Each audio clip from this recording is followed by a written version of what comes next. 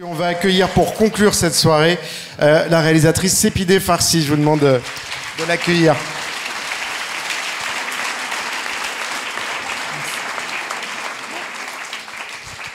Bah, où tu veux. Plutôt ici. Merci. Voilà, donc vous avez réalisé le film Put Your Soul on Your Hand and Walk qui sort le 24 septembre 2025 sur Fatma Assona, photojournaliste tuée par l'armée israélienne et qui aussi évoque la mémoire de tous ces journalistes tués et puis au-delà évidemment de Gaza.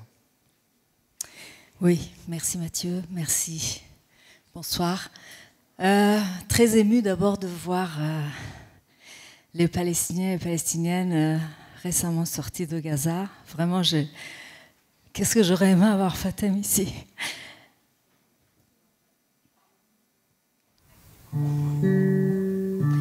Je parlerai après, on va l'écouter.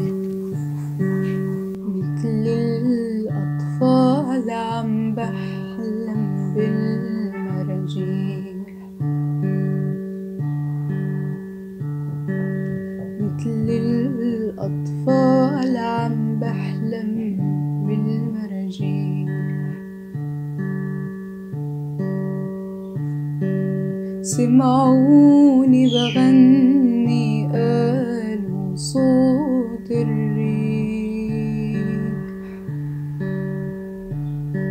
سمعوني بغني قالوا صوت الريح يا نسيم يا عليل أنا والله قلبي عليل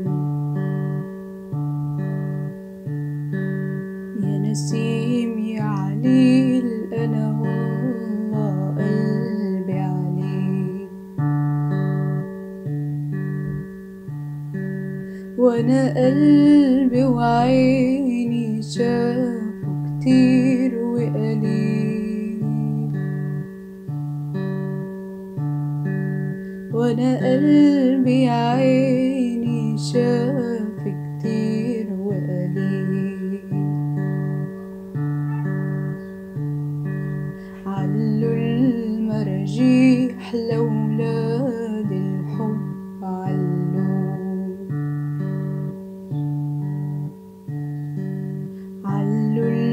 المراجيح لأولاد الحب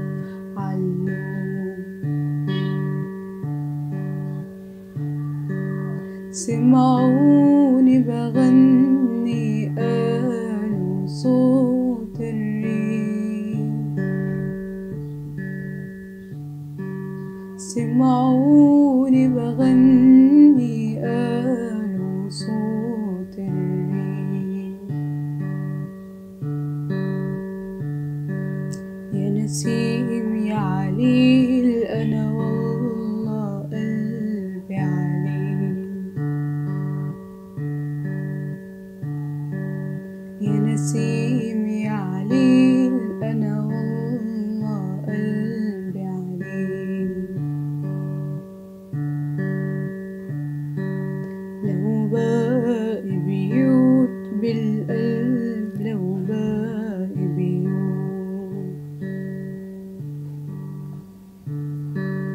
لو باقي بيوت خلوا بيتنا بيروت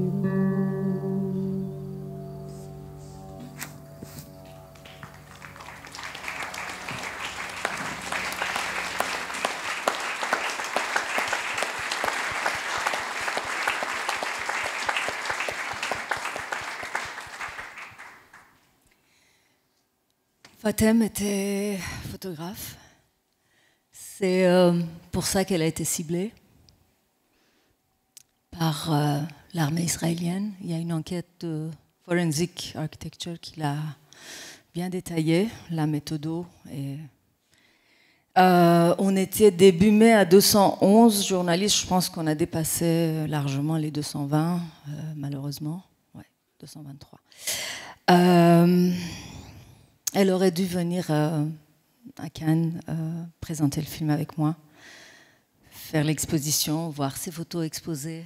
Mais elle était aussi poétesse.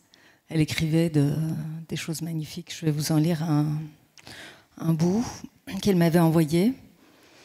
Et puis je dirai quelques mots pour conclure. Mais peut-être avant le poème, je voulais dire que j'étais aussi au Caire pour la marche.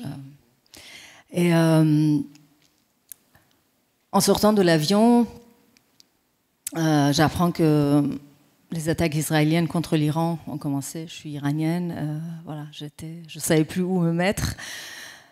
À pleurer pour les Gazaouis ou à pleurer pour les miens. J'ai perdu la trace de ma mère pendant quelques jours. Je n'ose même pas imaginer ce que vivent les Palestiniens qui ne peuvent pas parler. Enfin, je sais ce que c'est, mais je veux dire, je n'avais même pas de famille en Palestine. Mais j'ai vécu des moments d'horreur en perdant la trace de Fatem pendant une année pour la faire perdre, malheureusement, à la fin. Donc dire que en fait, ce que j'ai vécu n'est rien par rapport à ce qu'ils subissent et depuis très longtemps. En lançant les attaques juste quand les délégations internationales arrivaient au Caire, Netanyahou a voulu torpiller évidemment aussi la marche, pas uniquement les négociations entre l'Iran et les Européens et les États-Unis, mais aussi la marche pour Gaza et aussi la conférence du 18 juin à New York pour la connaissance potentielle de Palestine par la France, qui a été reportée à une date que l'on ne connaît pas. Ça me fait rire, mais un rire bien triste. Et depuis, le pire, c'est ça, c'est que Netanyahou prétendait libérer, et Trump aussi, faire un regime change pour les Iraniens. On a cessé de dire qu'on savait s'occuper nous-mêmes de notre dictature et que c'était pas la peine de nous aider. On est en train de vivre un drame encore plus grand et là, il n'y a plus personne pour en parler. Il y a la répression contre les opposants iraniens qui a repris de plus belle. Les arrestations contre les femmes, les activistes, hommes, femmes, les Bahaïs,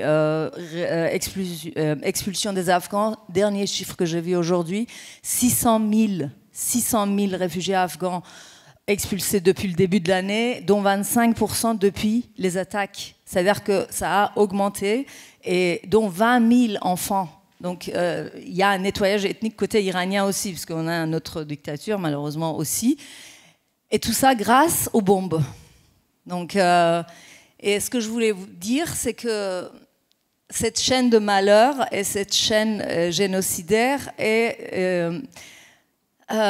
c'est ça, c'est la solidarité entre dictatures, en fait. C'est pas la solidarité entre les peuples. C'est-à-dire que c'est pas juste attaquer l'Iran pour soi-disant libérer le peuple iranien ou nettoyer Gaza, ou Israël attaque le Liban avec la bénédiction des États-Unis, bien sûr, et les Européens, bien entendu, parce qu'il n'aurait pas pu, on l'a entendu.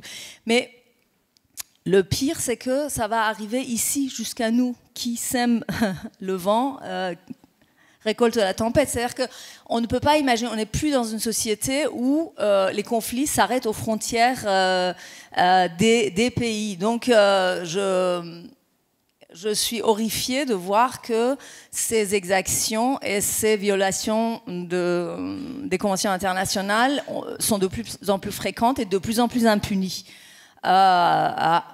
Sauf quelques rares exceptions. Quand j'étais au Caire, j'ai retrouvé la trace d'une famille palestinienne que je suivais l'année dernière, puisque j'avais commencé mon film là-bas. Et leur petite fille, à l'époque 6 ans, maintenant 7 ans, 1 an de plus. Et je lui avais demandé à l'époque si elle avait jamais vu, donc c'était une petite Gazaoui qui venait d'arriver au Caire, est-ce qu'elle avait connu des Israéliens? Elle m'a dit, une fois, j'en ai vu, c'était le soldat qui a arrêté mon frère et mon père. C'est dire le drame, c'est-à-dire qu'en séparant les gens comme ça, c'est à ça qu'on arrive. Et donc je finirai par vous lire le texte qu'a écrit Fatem l'année dernière. Gaza, la petite chambre dans la grande maison du monde. J'observe en silence les scènes de la vie hors des frontières, de ce moment, de ce lieu, de ce petit monde appelé Gaza. Je suis émerveillée par l'étendue de ma mémoire, par son entrelacement avec chaque scène et par les événements qui se succèdent et la forme, quel que soit le nom de ce lieu. Par exemple, j'imagine le calme du carrefour Abou Mazen, la nuit, les lampadaires jaunes et le bruit d'une voiture roulant à toute vitesse, traversant la place en quelques secondes pour lui donner vie.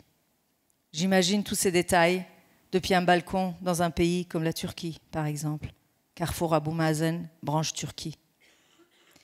À ma connaissance, aucun autre endroit au monde ne porte ce nom. Il est possible, même certain, que les places ailleurs soient complètement différentes.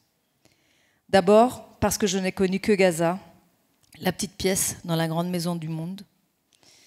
Et ensuite, parce que mon imagination n'a pas franchi ses frontières, si ce n'est ce que j'ai vu et imaginé des autres pays à travers les livres. Ainsi, chaque place que je souhaite voir, inventer, pour imaginer une autre vie, un autre lieu, est répétée et ancrée dans la mémoire d'ici, dans mon présent et dans mon passé. Et lorsque je fais un effort pour inventer quelque chose de nouveau d'une scène, il n'en résulte rien de nouveau, car quelque chose dans ma mémoire est intimement lié à tout ce qui est ici.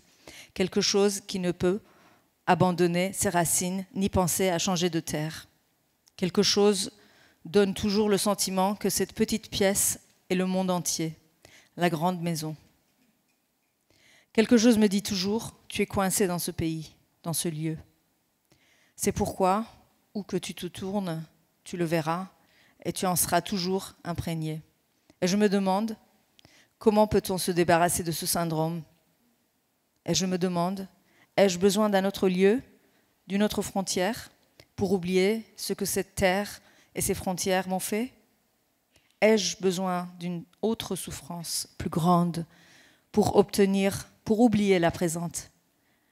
Le plus terrible, c'est que je me demande s'il existe une souffrance plus grande que celle que moi et mes frères vivons dans ce pays. Je me demande si mes frères resteraient mes frères si je partais étudier ailleurs et que je les laissais sur cette terre aride pour un monde meilleur, cette terre qui n'a jamais été aride. Gaza, le vaste monde pour nous et la petite chambre pour les autres. Quelqu'un aura-t-il un jour la bonté de nous donner une part plus grande de ce monde ? Quelqu'un le fera-t-il un jour ? Merci. Merci beaucoup.